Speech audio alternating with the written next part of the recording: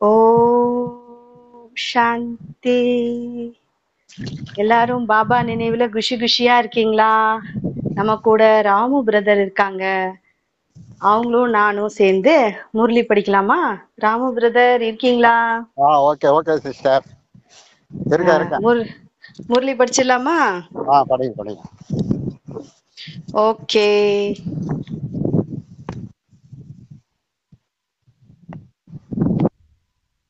10/12/2024 காலை முரளி. ஓம் சாந்தி. மதுபன். பாப்தாதா மதுபன். இனிமையான குழந்தைகளே, உங்களது இந்த பாட்டுக்கள் சஞ்சீவினி மூலிகையாகும். இதை கேட்பதன் மூலம் மயக்க நிலை நீங்கிவிடும். பாபாவோட ஞானம் எப்படி சஞ்சீவினி மூலிகை போல. நம்ம பக்தி மார்க்கத்துல லக்ஷ்மணனுக்கு அந்த மாயாவால மூச்சு திணறி அப்படியே மயக்க நிலை அடைஞ்சிருவாரு. அதாவது மாயா அந்த அளவு வீழ்த்தி நம்ம படுத்த படிக்க நம்ம மனநிலைய சாவடிச்சிருது. நம்ம நம்ம மனநிலை எந்திரிக்காதபடி அவ்வளோ கஷ்டத்துல இருக்கிறோம். அப்ப சஞ்சீவினி மூலிகையான சிவ பரமாத்மா நம்மளுக்கு என்ன தராரு? முரளி தந்து எழுப்புறாரு. அததான் ஹனுமன் போல நம்ம என்ன பண்றோம்? பறந்து பறந்து ஹனுமன் என்ன பண்ணுவாரு? அந்த மலையோட சேர்த்து பேர்த்து எடுத்துட்டு போய் பறந்து பறந்து சேவை பண்ணுவார் எல்லாத்துக்கும். அந்த போல நம்ம ஃபரிஸ்தாவாகி பறந்து பறந்து எல்லாருக்கும் இந்த ஞானத்தை கொண்டு போய் சேர்த்து மூர்ச்சி அடைந்த ஆத்மாக்கள், அதாவது மயக்க நிலை நெடுந்த ஆத்மாக்களை நம்ம தெளிவுபடுத்தணும். அதுதான் இந்த டைட்டில்ல பாபா சொல்லியிருக்காங்க. அடுத்து கேள்வி போலாமா ராமு பிரதர்? ஓகே, நம்ம கேள்வி போலாம். கேள்வி: மனநிலையில் தடுமாற்றம் ஏற்படுவதற்கான காரணம் என்ன? எந்த யுக்தியின் மூலம் மனநிலையை மிக நன்றாக வைத்துக் கொள்ள முடியும்? மனநிலை தடுமாறதுக்கு என்ன காரணம்? எந்த புத்தி மூலம் நம்ம மனநிலையை நல்லா வச்சுக்கலாம் அப்படின்னு தான் கேள்வி. பதில் பார்க்கலாம். முதலாவது பாயிண்ட்: ஞான நடனம் செய்வது கிடையாது. வீண் விஷயங்களால் தனது நேரத்தை வீணாக்கி விடுகிறீர்கள். அதனால் தான் மனநிலை தடுமாறுகிறது. ஓகேவா? என்ன சொல்றாரு பாபா? ஞான நடனம் செய்யறது கிடையாது. பாபாவோட ஞான டான்ஸ் ஆடணும் சொல்றாரு. ஞானத்தை அவர் சொன்ன ஞானத்தை அப்படியே சிந்தனையில ஒட்டி ஒட்டி அந்த போதையில அந்த டான்ஸ் பண்ணிட்டு இருக்கணும். நம்ம என்ன பண்றோம்? வீண் எண்ணங்களான நேரத்தை வீணிக்கிட்டு இருக்கோம். அந்த மனநிலை அதனாலதான் என்ன ஆகுது? தடுமாற்றம் அடையுது அப்படி சொல்றாரு. அடுத்த 2வது பாயிண்ட்: மற்றவர்களுக்கு துக்கம் கொடுப்பதால் அது மனநிலையை பாதிக்கிறது. மனநிலை நன்றாக இருக்க வேண்டும் என்றால் இனிமையானவர்களாக நடந்து கொள்ள வேண்டும். நினைவின் மூலம் முழு கவனம் இருக்க வேண்டும். இரவு தூங்குவதற்கு முன்பு குறைந்தபட்சம் 1/2 மணி நேரம் நினைவில் அமருங்கள். பிறகு அதிகாலையில் எழுந்து நினைவு செய்யுங்கள். அப்போது மனநிலை நன்றாக இருக்கும். பாத்தீங்களா பாபா என்ன சொல்றாங்க செகண்ட் பாயிண்ட்ல? அடுத்தவங்களுக்கு துக்கம் கொடுக்காதீங்கப்பா. துக்கம் கொடுத்தீங்கன்னா அவங்க மனசு பாதிக்கும். அதனால மனநிலை இனிமையா மாற்றுங்க. உங்க நடத்தைய சூப்பரா இனிமையானவரா மாற்றுங்க. ஏன்னா இனிமையானவராதான் சத்தியுகத்துல இருந்தீங்க. அந்த குணத்தை கொண்டு வரணும்னா இந்த கலியுகத்துல இனிமையானவரா மாறினா மட்டும்தான் அந்த சமஸ்காரம் வரும். அங்க போய் நம்ம இனிமையான வார்த்தைகள் பேசுவோம். இங்க மத்தவங்களுக்கு துக்கம் கொடுத்துக்கிட்டு அவங்களை ஹர்ட் பண்ணிட்டு இருந்தா நம்ம மனநிலை இன்னும் கெடும். ஓகே, நம்ம அந்த சமஸ்காரம் கொண்டு வரதுக்காக பாபா இனிமையான குழந்தைகளே. அப்ப நம்ம இனிமையான குழந்தைகளா மாறணும்ல. எத்தனை தடவை இனிமையான குழந்தைகள் சொல்றாரு. நம்ம அப்படி இருக்கோமா? மாறியே ஆகணும். அதே போல இரவு தூங்குறதுக்கு முன்னாடி குறைந்தபட்சம் 1/2 மணி நேரத்துக்கு முன்னாடியா பாபா நினைவுல இருக்கணும். அதிகாலை எழுந்தவுடனே நினைவுல இருக்கணும். அப்படிலாம் இருந்தோம்னா தான் நம்மள மனநிலை சீரா நன்றா இருக்கும். ஆடாத அசையாத நிலையா இருக்கும். யாரு நம்மள என்ன சொன்னாலும் நம்மளுக்கு என்ன செய்யாது? பாதிக்காது. யார் என்ன ஹர்ட் பண்ணாலோ திட்டுனாலோ நம்மளுக்கு தடை விதிச்சாலோ, நம்ம சேவைக்கு தடை விதிப்பாங்க, நம்ம முயற்சிக்கு தடை வைப்பாங்க, திட்டுவாங்க, ஏளனை பண்ணுவாங்க, என்னென்னமோ செய்வாங்க. நம்ம என்ன மனநிலை மாறாது. ஏன்னா சதா பாபாவின் குஷி, பாபாவின் நினைவின குஷி, சேவை பண்றோன்ற குஷி நம்மளுக்கு இருந்துகிட்டே இருக்கும். ஓகே ராமு பிரதர், இது வரைக்கும் சொன்னதெல்லாம் உங்களுக்கு புரிஞ்சுதா? கேட்டுச்சா? ஓகே, இனிமையிலும் இனிய தேடி கண்டெடுக்கப்பட்ட செல்ல குழந்தைகளுக்கு தாய் தந்தையுமான பாப் தாதாவின் அன்பு நினைவுகள் மற்றும் காலை வணக்கம். ஆன்மீக குழந்தைக்கு ஆன்மீக தந்தையின் நமஸ்தே. நம் இனிய சிவ தந்தைக்கு ஆத்மா ரூபமான நாம ஆன்மீக தந்தை ஆத்மஸ்வரூபனான இறை தந்தைக்கு நமஸ்காரம். Baba good morning Baba. அடுத்து நம்ம தாரணைக்கான முக்கிய சாரம் பார்த்துடலாமா? ஓம் சாந்தி. நம்பர் 1, பழைய குப்பைகளின் மீது பற்றுதல் வைக்காதீர்கள். பழைய குப்பைகளின் மீது பற்றுதல் வைக்காதீர்கள். தந்தையின் கட்டளைப்படி நடந்து தனது பற்றுதலை அழித்துவிட வேண்டும். ட்ரஸ்டியாக இருக்க வேண்டும். அதாவது எப்ப பாரு நம்ம என்ன செய்யறோம், எல்லாமே என்னது என்னது என்னோட பொறுப்பு, என்னது என்னோட குழந்தை, அந்த மாதிரி எல்லாத்துலயுமே என்னது என்று சொல்லி ஒரு பற்று வச்சிருக்கோம். ஆனா பாபா சொல்றாரு, குழந்தை ஆத்மா, அது உடல் அழியக்கூடியது, ஆத்மா தான் அழிவற்றது. நீ நீ நடிச்சிட்டு இருக்க பாட், அவங்கள நான் உனக்கு ஒரு மேனேஜர் போஸ்ட் தான் கொடுத்துருக்கேன். நீ இன்னும் முதலாளி கிடையாது, எல்லாத்துக்கும் நான் தான் முதலாளி. அதனாலதான் நான் ஒருவன் ஒருவன் முதலாளி, மற்ற அனைவரும் தொழிலாளி அப்படின்னு சொல்றோம். நம்ம ட்ரஸ்டி மேனேஜரா இருந்து பாத்துக்கணுமே தவிர பற்றுல மாட்டிக்கொள்ளக்கூடாது. தனது பற்றுதலை அழித்து விட வேண்டும், நீக்கிறணும். அதனால பழையதுன்னா என்ன, பழைய குப்பைகள்னா என்ன, இந்த உடல் பழையது, உடல் உணர்வை அழிக்கணும்ன்றாரு, உடலை மறக்கணும்ன்றாரு, நம்மளுடைய பழைய சமஸ்காரத்தை நீக்கணும்ன்றாரு. இந்த பழைய குப்பை அப்படின்னு எடுத்துக்கிட்டோம்னா டீப் நம்ம போகலாம். பழையதுன்னா பழைய உலகம். ஏன்னா புதிய யுகம் வரப்போகுது, புதிய சத்தியத்தை நம்ம நினைவு பண்ணணும், பழைய உலகத்தை நம்ம புத்தியில இருந்து மறக்கணும், பற்றுதலை நீக்கணும். ஐயோ என்னோட வீடு, என்னோட சொத்து, என் பிள்ளைங்க, என் உறவு, அப்படித்தானே இருப்போம் நம்ம. அப்படி இல்லாம பாபா என்ன சொல்றாங்க, பழைய குப்பைகள் மீது பற்றை வைக்காதீர்கள்.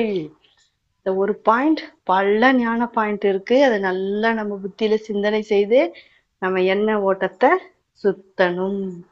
பழையதுன்றதுக்கு எவ்வளவு மீனிங் இருக்கு. இந்த உடல் பழசு, சமஸ்காரம் பழசு, உலகம் பழசு, நம்மளுடைய எல்லாமே தான். நிறைய நம்ம யோசனை பண்ணா வரும். அதுக்கடுத்து தந்தையின் கட்டளைப்படி நம்ம நடந்துக்கணும், பற்றுதல் நீக்கணும், ட்ரஸ்டியா இருக்கணும். நான் இதை பாதுகாக்கக்கூடிய ட்ரஸ்டி, நான் ஒரு மேனேஜர். முதலாளி வெளிநாட்டுக்கு போயிருக்கிறாரு, நீயே எல்லா பொறுப்பா பாத்துக்கோ அப்படின்னு ஒப்படைச்சிருக்கிறாரு. அதனால நான் ஒன்றும் முதலாளி கிடையாது. ஸோ இந்த குழந்தை என்னோட குழந்தை தான், ஆனா என்னை பார்த்துக்கிறதுக்கு கொடுத்துருக்கிறாரு. இந்த உலகத்துல அதுவும் நல்லா கால் ஊண்டி வளர்றதுக்கு எனக்கு பொறுப்பு கொடுத்துருக்கிறாரு. அதை விட்டுட்டு நான் என்னோடதுன்னு நான் ரொம்ப பற்றுதல் வச்சிட்டு இருக்க கூடாது. இது எல்லாத்துக்கும் பொருந்தும். ஒரு பொருளாகட்டும், பாபா எனக்கு இந்த மொபைல் இந்த நெட்டு, மொபைலு, ப்ளூடூத்து, இந்த கேஜெட் எல்லாம் எனக்கு சேவை பண்றதுக்காக கொடுத்துருக்கிறாரு. இதன் ஆதாரத்துலதான் நான் சேவை பண்ணுவேனும் கிடையாது. இதெல்லாம் எல்லாமே இல்லாம போச்சுன்னா கூட நம்ம மனசா சேவை உட்கார்ந்த இடத்துல சுயம் பரமாத்மாவை நினைச்சு நம்ம எல்லாருக்கும் சக்தி கொடுக்கலாம் அப்படின்னு நம்ம புரிஞ்சுக்கணும். சரி, அதனால எனது அப்படின்ற பற்றுல நம்ம நீக்கணும். அடுத்து 2வது பாயிண்ட் பார்க்கலாம். முதல் பாயிண்ட்ல நம்ம ட்ரஸ்டியா இருக்கணும், அதாவது நம்ம பொறுப்பாளி, நம்மளே எல்லாமே கிடையாது. அதோட 2வது பாயிண்ட் பார்க்கலாம். இந்த கடைசி பிறவியில் பகவானை தனது வாரிசாக ஆக்கி அவரிடத்தில் பாக்கியத்தை விட வேண்டும், பலியாகி விட வேண்டும். அதாவது இந்த கடைசி பிறவியில் பகவான் தனது வாரிசாக ஆக்கி அவரிடத்தில் பலியாகி விட வேண்டும். பகவான வாரிசாகணும். அப்ப குழந்தை, அப்ப நம்ம இப்ப ஒண்ணும் இல்ல, நம்மளுக்கு குழந்தை பிறந்ததுன்னா அந்த குழந்தைக்கு என்னெல்லாம் சொந்தம், உடல், பொருள், மனம், உறவுகள் எல்லாமே நம்மளுக்கு இருக்க அத்தனையுமே அதுக்கு சொந்தமானது. இப்ப பாபா சொல்றாங்க, இந்த கடைசி பிறவில என்னைய நீங்க வாரிசா வச்சுக்கோங்க, வாரிசா எடுத்துட்டு எனக்கு பலியாகுங்க. குழந்தைக்கு நம்ம அடிமை மாதிரி எல்லாம் பண்ணிட்டு இருக்கோம்ல, சொல்ல போனா நம்ம குழந்தைக்கு நம்ம சேவகன் மாதிரி எல்லா வேலையும் செய்யறோம் இல்லையா, பார்த்து பார்த்து செய்யறோம். நம்மளே குளிக்க வைக்கிறோம், சாப்பாடு ஊட்டி விடுறோம், எல்லா சவரஸ்டையும் பண்றோம். வேலைக்காரன் போலதானே பண்ணிட்டே இருக்கோம். இங்க நம்ம சுயம் பகவான நம்ம வாரிசாக ஆக்கி நம்ம பலியாகணும், அவரிடத்துல பலியாகணும்னு சொல்றாங்க. அப்போதுதான் 21 பிறவிக்கான ராஜ்ய பாக்கியம் கிடைக்கும். எப்ப குழந்தையாக்கி அவர்கிட்ட பலியாகணும். அப்ப என்ன பலியாகிறதுனா என்ன? உடல், மனம், பொருள் எல்லாத்தையும் அவர்கிட்ட நம்ம கொடுக்கறது. நம்ம மனம் எல்லாம் பாபா. இப்ப பாருங்களேன், குழந்தை நம்ம வீட்டுல ஒரு சின்ன குழந்தை இருக்குன்னா நம்ம என்ன செய்வோம்? வேலை செய்வோம். ஆனா அந்த குழந்தை என்ன செய்யுது, ஏது செய்யுதுன்னு அப்பப்ப கவனிச்சுக்குவோம். தனியா விளையாண்டுட்டு இருந்தாலும் நம்ம எண்ணம், சிந்தனை எல்லாமே அந்த குழந்தைகிட்ட இருக்கும். அதே போலதான் இறைவனை நம்ம குழந்தையா ஆக்கிட்டோம்னா நம்மளோட புத்தி ஃபுல்லா அவர் நிறைஞ்சிருவாரு. அடுத்து உடலை நம்ம இப்ப இது பண்ணிட்டே இருக்கோம் இல்லையா? இது மாதிரி நம்ம உடல், பொருள், மனதை பலியாகணும், பாபாவிடம் பலியாகணும். ஏன்னா குழந்தைக்கு தான் நம்ம அத்தனையும் செய்வோம். நம்மளோட சொத்தெல்லாம் குழந்தைக்கு தான் இல்லையா? நம்ம எதுக்காக அப்படி ஓடி ஓடி போய் உழைக்கிறோம்? நம்ம குழந்தைக்காகன்னு சொல்லுவோம் இல்லையா லௌகீகத்துல. அதே போல இங்க ஆன்மீக குழந்தை நம்ம பாபாவை நம்ம வாரிசாக்கிட்டோம்னா உடல், மனம், பொருள் அனைத்தும் பாபாவுக்கு பலியாகணும். பாபாவை வாரிசாக்கி பாருங்களேன், அந்த இது ரொம்ப சிறப்பானது. இன்னைக்கு பாபாவை நம்ம வாரிசாக்கணும். அதுதான் அப்ப சதா நம்ம மனசுல அந்த குழந்தையோட ஞாபகம் வந்துகிட்டே இருக்கும். பாபா என்னோட குழந்தை. அப்ப பாபாக்கு நான் குழந்தைய விட்டுட்டு நம்ம சாப்பிடுவோமா? நம்ம லௌகிக்க குழந்தைய விட்டுட்டே சாப்பிட மாட்டோம். அதுக்கு ஊட்டி அது நல்லா குடிக்க வச்சு அலங்காரம் பண்ணி அதை ரெடி பண்ணிட்டு தான் நம்ம செய்வோம். அது போல குழந்தைய எப்ப பாரு கவனிச்சுக்கிட்டே இருப்போம். அதோடயே தான் நம்ம ஸ்பெண்ட் பண்ணுவோம் நேரத்தை, அதிக நேரத்தை. அதுக்காகத்தான், பொருள் சேர்க்கறதுக்காகத்தான் வேலை பார்த்துக்கிட்டு ஓடிக்கிட்டு வச்சிட்டு இருப்போம் இல்லையா? இங்க சுயம் பகவான் மேல சுயம் பகவானா நம்ம வாரிசாக்கணும். ஓகேவா? அடுத்து அப்போது தான் 21 ஜென்மத்திற்கான 21 பிறவிக்கான ராஜ்யபாக்கம் கிடைக்கும். தந்தையை நினைவு செய்து சேவை செய்ய வேண்டும், போதையில் இருக்க வேண்டும், ரிஜிஸ்டர் கெட்டுவிட கூடாது என்பதில் கவனம் செலுத்த வேண்டும். அதாவது பாபாவோட சேவையில நம்ம செஞ்சுக்கிட்டே இருக்கணும். பார்த்துக்கோங்க, சேவை செஞ்சாதான் பாபாவோட உதவி கிடைக்கும். சேவை மட்டும் செஞ்சு பாருங்க, பாபா எப்படிலாம் ஹெல்ப் பண்றாங்கன்னு உங்களுக்கே தெரியும். அதே மேல அந்த போதையில இருக்கணும். நம்ம இறைவனோட குழந்தை, இறை சேவை செய்யக்கூடிய பெருமையான பாக்கியவான் குழந்தைன்ற போதையில இருக்கணும். நிறைய சோமான் கொடுத்திருக்காரு, அந்த போதையில இருக்கணும். நம்ம கலியுகன் இந்த மாயா என்ன தெரியுமா செய்யும்? நம்மளுடைய புத்திய அவன் பக்கம் இழுக்கிறதுக்கு என்னென்னமோ தாட் கொடுத்துட்டு இருப்பான். ஆனா பாபா என்ன தெரியுமா செய்யறாரு? அவர் அவ்வளவு தாட் கொடுக்குறாரு. அப்படியே கோடி கணக்குல நம்மளுக்கு பாசிட்டிவான எண்ணங்களை கோடி கணக்குல கொடுத்துட்டு இருக்காரு. நம்ம தான் அதை யூஸ் பண்ணாம, நினைவு பண்ணாம, புத்தியில ஓட்டாம உட்காந்துருக்கோம். இனிமே அப்படி இருக்கக்கூடாது. நம்ம அந்த சோமான் பயிற்சி சோமானை எடுத்து, நான் சர்வ சக்திவான் ஆத்மா, நான் தூக்கத்தை வென்ற ஆத்மா, நான் அமைதி சுரூபமான ஆத்மா, நான் சக்கரவர்த்தி ஆத்மா, நான் பிராமணன், நான் ஃபரிஸ்தா, நான் தேவதா, நான் ஆதி அனாதியான ஆத்மா, நான் பூர்வஜ ஆத்மா, நான் புண்ணிய ஆத்மா, நான் பாக்கியவான் ஆத்மா, நான் பத்மாவத பாக்கியசாலி ஆத்மா. பாருங்களேன் எவ்வளவு அப்படியே வந்துட்டே இருக்கு. இன்னும் எவ்வளவோ, அதாவது புத்திய நிறைக்கிறாரு. இதை மட்டும் நினை குழந்தை, நினைக்கிறதுக்கு இல்லையா உனக்கு? இதை மட்டும் நினை. அவன் உனைய கஷ்டப்படுத்திட்டான், இவன் கஷ்டப்படுத்தினான், அதை உட்காந்து நினைச்சிட்டு இருக்க. நான் உன்னைய உயர்த்திக்கிட்டு இருக்கேன், இதை நினைக்காம அதை நினைச்சிட்டு இருக்கேன்னு பாபா சொல்றாரு. நினைக்கிறதுக்கு தாட்டு 1 கோடி எண்ணில் அடங்காத ஞானம் கொடுத்துட்டு இருக்காரு பாபா. அத புத்தியில நிறைங்க, சுத்துங்க, ஓட்டுங்க, அத மட்டுமே நினைங்க. வேற எந்த தாட்டும் வர விடாதீங்க. அசுர எண்ணங்கள், அசுர குணங்கள், வீண் விஷயம், வீணானவை, பாசிட்டிவ் மட்டும்தான் சொரங்கமா நமக்கு வந்துட்டே இருக்கணும் நம்ம புத்தியில. அதே போல நம்மளுடைய ரிஜிஸ்டர்னா ஸ்கூல்ல அட்டண்டன்ஸ் போடுவாங்க இல்லையா? குழந்தை வந்திருக்கியா, பிரசன்ட் சார், ஆப்சன்ட் சார் வரும். அதே போலதான் நம்ம ரிஜிஸ்டர் கெட்டு விடும் அளவுக்கு இருக்கக்கூடாது. ரிஜிஸ்டர்ல கான்டாக்ட் சர்டிபிகேட்டு அதெல்லாம் இருக்குது. குட் பேடு கேரக்டரை பார்த்து நம்ம செய்வோம். அதே போல பாபாட்டையும் ரிஜிஸ்டருங்க. அதனால நல்ல குணமான நடத்துக்கோங்க. அப்பதான் அவர் கான்டாக்ட் சர்டிபிகேட்ல குட் அப்படின்னு போடுவாரு. அப்பதான் நம்ம சத்தியுகம் போறதுக்கு தகுதி. ஓகேவா? இப்போ நல்ல குணம் கான்டாக்ட் சர்டிபிகேட் இல்லாம வேற எந்த ஸ்கூலுக்கு போக முடியாது இல்லையா? இவன் நல்லவனா குணமா இருக்கானான்னு கான்டாக்ட் சர்டிபிகேட் மாதிரி பாபாட்ட கான்டாக்ட் சர்டிபிகேட் வாங்கணும். நம்மளோட ரிஜிஸ்டர் கெட்டு போற அளவு எந்த காரியம் செஞ்சிடக் கூடாது, அதுல கவனம் செலுத்தணும்னு பாபா சொல்றாங்க. அடுத்து வரதானம் போலாமா? சிவம் பகவானே நம்மளுக்கு வரதம் கொடுக்கிறாரு. என்ன வரம் கொடுக்கிறாருன்னு பார்க்கலாம். கண்கூடான பலன் மூலம் அதீந்திரிய சுகத்தின் அனுபவம் செய்யும் சுயநலமற்ற சேவாதாரி ஆகிக. பிரத்யஷ்ட அதாவது கண்கூடான பலன் மூலம் அதீந்திரிய சுகத்தின் அனுபவம் செய்யும் சுயநலமற்ற சேவாதாரி ஆவீர்களாக. நம்ம முன்னாடி பிராப்திகள் தெரியுது இல்லையா? பாபா கொடுத்த பிராப்திகள் எல்லாம் நமக்கு தெரியதான்னு செய்யுது. அந்த மூலியமா அதீந்திர சுகன்ற அனுபவத்தை செஞ்சு சுயநலமே இல்லை. நான் இன்னாருக்குதான் சக்தி கொடுப்பேன், இன்னாருக்குதான் ஞானம் கொடுப்பேன். அவங்க என் கூட சண்டை போட்டாங்க, அவங்களுக்கு எப்படி ஞானம் கொடுப்பேன்? அவங்களாம் கெத்துக்காரங்க, அவங்க கிட்ட எப்படி ஞானம் கொடுப்பேன்? அந்த மாதிரிலாம் எல்லாம் இருக்கக்கூடாது. எப்படியாவது அவங்க கூட ஒண்ணு கருத்து வேறுபாடு இல்லாம நம்ம ஒண்ணு சேர்ந்து நம்ம எதுக்காக சேர்றோம்? ஞானத்தை கொடுக்கறதுக்கு. ஏன்னா அவங்க நம்மளுடைய வேலையாதான். பாபா என்ன சொல்லித்தராரு? உங்க குழந்தை, நான் பரந்தாமத்துல இருந்து எது திரும்ப வந்திருக்கேன்? ஞானம் சொல்றதுதான் வந்திருக்கேன், உங்களை தூய்மையாக்கி கூட்டிட்டு போறதுதான் வந்திருக்கேன் அப்படின்னு சொல்றாரு. நம்மளோட அதே மாதிரி நம்ம இறை தந்தையோட வேலைதான் நம்ம வேலை. பாபா நானும் அதே தான் செய்ய வந்திருக்கேன் பாபா, உங்களை போலவே செய்வேன் பாபா, சுயநலமற்ற சேவாதாரியா இருப்பேன் பாபா. அவரு அப்படி ஆகுங்க. அப்படிப்பட்டவங்க தான் நம்ம அப்படி அந்த வரம் கொடுத்துருக்காரு. நம்ம அதை நினைவு பண்ணணும். நான் சுயநலமற்ற சேவாதாரி, நான் சுயநலமற்ற சேவாதாரி ஆத்மா, நான் சுயநலமற்ற சேவாதாரி ஆத்மா.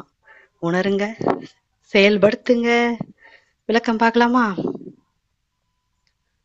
சத்தியுகத்தின் சங்கம யுகத்தின் கர்மத்திற்கான பலன் கிடைக்கும். சத்தியுகத்தின் சங்கம யுகத்தின் கர்மத்திற்கான பலன்கள் கிடைக்கும். ஆனால் இங்கு தந்தையினுடையவராக ஆகிவிடும் போது பிரத்யட்ச பலன் ஆஸ்தியின் சொரூபத்தில் கிடைக்கிறது. சேவை செய்தீர்கள், மேலும் சேவை செய்வதன் மூலம் கூடவே மகிழ்ச்சி கிடைத்து விட்டது. யார் நினைவில் இருந்து சுயநலமற்ற உணர்வில் சேவை செய்கிறார்களோ அவர்களுக்கு சேவையின் பிரத்யட்ச பலன் அவசியம் கிடைக்கின்றது. பிரத்யட்ச பலன் பசுமையான பலன், அதாவது பசுமையான பள்ளம். ஓகேவா? அது என்றும் ஆரோக்கியமுடையவர்களாக ஆக்கிவிடுகிறது. யோகத்தின் கூட சரியான சேவையின் பலனாவது மகிழ்ச்சி, அதீந்திரிய சுகம் மற்றும் லேசான மற்றும் ஒளியின் அனுபவம் கிடைக்கும். இத சேவை செஞ்சு பாருங்களேன். இது வாயில எக்ஸ்பிளைன் பண்ணி வார்த்தையில சேவை செய்யும் போது பாபா சொல்ற அத்தனையுமே நம்மளுக்கு கிடைக்கும். பிரத்யஷ்ட ரூபத்தில் கண்கூடான பலன் மூலமாக அதீந்திரிய சுகத்தின் அனுபவம் செய்யும் சுயநலமற்ற சேவாதாரி ஆகுக. ஸ்லோகன்: ஓம் சாந்தி. யார் தங்களது நடத்தை மூலமாக ஆன்மீக ராயல்டி கம்பீரத்தின் ஜொலிப்பு மற்றும் பெருமிதத்தின் அனுபவம் செய்விக்கிறார்களோ அவர்களே விசேஷ ஆத்மா ஆவார்கள். அதாவது பாபா சொல்றாங்க, உங்க நடத்தைல ஆன்மீக ராயல்டி இருக்கணும், ஒரு கம்பீர தன்மை இருக்கணும். நீங்க ஜொலிப்பு மிக்கவரால், தூய்மையால ஜொலிக்கணும், பெருமிதத்துல இருக்கணும். நம்மள பாபா நம்மள யார் காப்பாத்திட்டு இருக்கா, நம்ம யாரோட ஞானம் பெற்றுறோம், அந்த போதை நம்மளுக்கு இருக்கணும். யார் சுயம் பகவானே நம்மளுக்கு தந்தையா, ஆசிரியரா, சத்குருவா இருக்கிறாரு. அவர் தான் நம்மள மனிதர்ல இருந்து தேவதையான குணங்களுக்கு மாத்துறாரு. நம்மளுடைய நடத்தை எப்படி இருக்கணும்ன்றாரு? ஆன்மீக ராயல்ட்டியா இருக்கணும். அதே போல கம்பீரத்தன்மை இருக்கணும், அந்த ஜொலிப்பு தென்படணும், அந்த பெருமிகத்துல இருக்கணும். நான் சத்தியத்தின் விஸ்வ மகாராஜா, மகாராணி, அந்த குணம், அந்த கேரக்டரை கொண்டு வரணும். ஒரு பிரசிடென்ட் இருக்காங்கன்னா அவங்க சின்ன சின்ன விஷயத்துக்கெல்லாம் கலங்க மாட்டாங்க இல்லையா? அதே போல நம்மளும் நம்ம யாரு, அந்த பெருமிதம் இருக்கணும். சுயம் பகவான் நம்மள எப்பேற்பட்ட இடத்துல உட்கார வச்சிருக்கிறாரு, எப்பேற்பட்ட நிலையில நம்மள ஆக்குறாரு, அந்த ராயல்டி, அந்த பெருமிதத்துல, அந்த ஜொலிப்புல, அந்த குணங்கத்துல அதையே நம்ம இப்ப கொண்டு வரணும். சத்தியுகத்துல நம்ம எப்படி இருப்போம்? கவலையற்ற மகாராஜா இருப்போம். அப்ப இந்த கலியுகத்துல நம்ம அந்த குணம் இருக்கா நம்மகிட்ட? நம்ம எதுக்கு எடுத்தாலும் கவலைப்படுறோமா, இல்ல கவலை இல்லாம இருக்கோமா? அந்த குணத்தை கொண்டு வரணும். என்ன நடந்தாலும் நம்மளுடைய லௌகிக்கமாகட்டும் அலௌகிக்கமாகட்டும் நாம் எப்படி இருக்கணும்? கவலையற்ற மகாராஜாவா இருக்கணும். அதே போல நம்மளோட நடத்தை ராயல்ட்டியா இருக்கணும், கம்பீரத்தன்மையா இருக்கணும், ஜொலிப்பு மிக்கதா இருக்கணும், பெருமிதத்தை அனுபவம் செய்யக்கூடியவங்களா இருக்கணும்.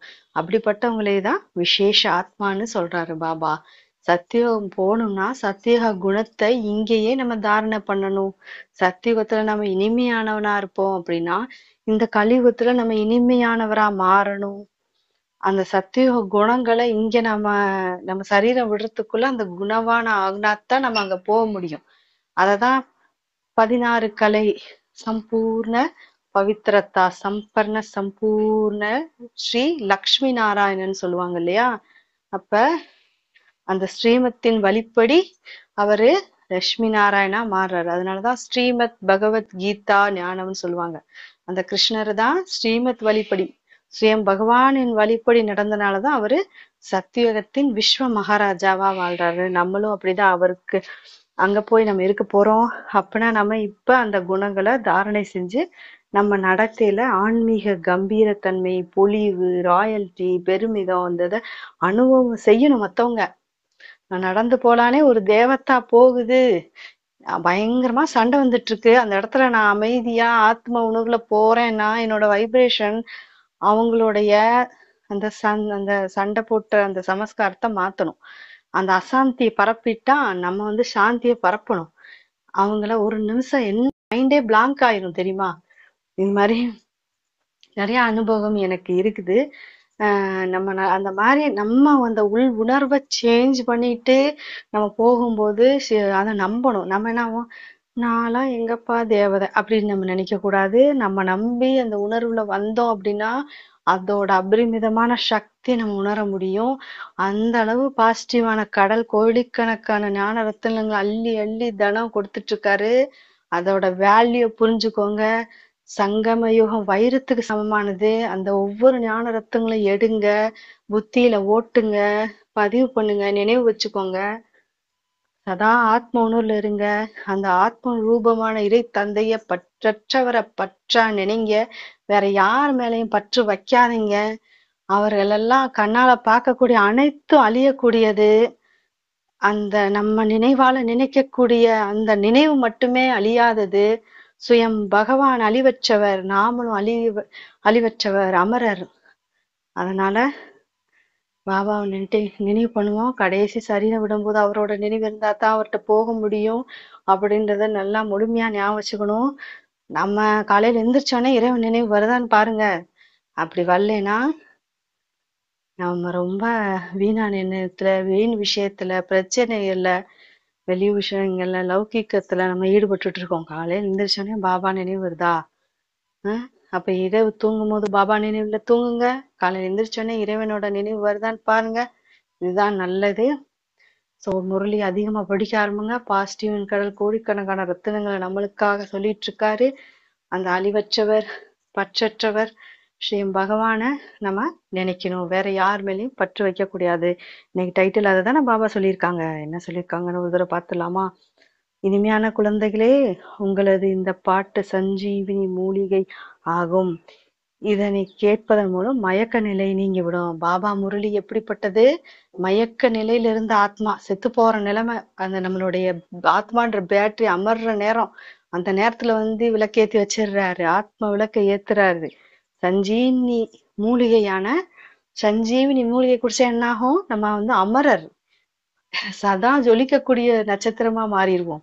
சதா குணவான ஆயிருவோம். சதா பணக்காரர் ஆயிருவோம். சதா புத்திவானுக்கெல்லாம் புத்திவான் ஆயிருவோம்.